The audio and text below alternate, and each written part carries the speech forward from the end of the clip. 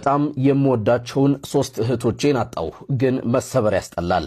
ከ14 ዓመታት ረጅም የዝምታና የቁስል ጊዜ በኋላ ድምፃዊ አህመድ ተሾመ ዲምቢ በሰይፉ በኢቢኤስ መድረክ ላይ ተገኝቶ መላውን ህዝብ ያስቆዘመና ልብ የሚነካ የህይወት እውነት አጋርቷል። ብዙዎቻችን ወዴት ጠፋ ለምን ዘፈን አቆመ እያልን ስንጠይቅ የነበርን ቢሆንም ከጀርባ ግን አህመድ ተሾመ ዲምቢ በህይወቱ ከባድና ልብ የሚሰብሩ ፈተናዎችን ያሳልፍ ነበር። በአንድ ወቅት በጣም የሚወዳቸውን ሶስት እህቶቹን በሞት ማጣቱ በውስጡ ትልቅ የሐዘን ጽዋ ጠጥቶ እንዲያልፍ አድርጎታል። መሰበር ያስጠላል ሲል በቁጭትና በእንባ የተናገረው ቃል በህይወት ውስጥ የሚያጋጥሙ ውጣውረዶች ምን ያህል ከባድ እንደሆኑና ሰውን እስከምን ድረስ ሊሰብሩ እንደሚችሉ ማሳያ ነበሩ።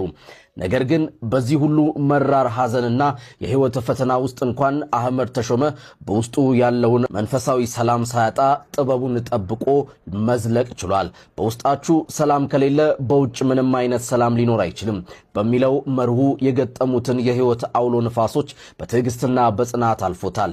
አሁን ግን ያ ረጅም የሐዘንና የዝምታ ዘመን አብቅቷል።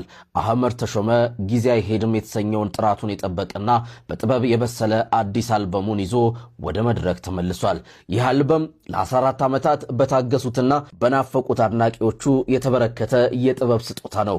በቆይታውም ላይ በነበረበት ከባድ ጊዜ ሁሉ ከጎኑ በመቆም አባት ወንድምና መካሪ የሆነውን የሄና ሪከርድስ ባለቤት አቶ ኤልያስ ፍቅሩን፣ ታናሹን አልፋን፣ ደራሲያንን፣ አቀናባሪዎችንና እስከዛሬ ድረስ በፍቅር የተከተሉትን አድናቂዎቹን በሙሉ ከልብ በመነጨ ቃል አመስግኗል።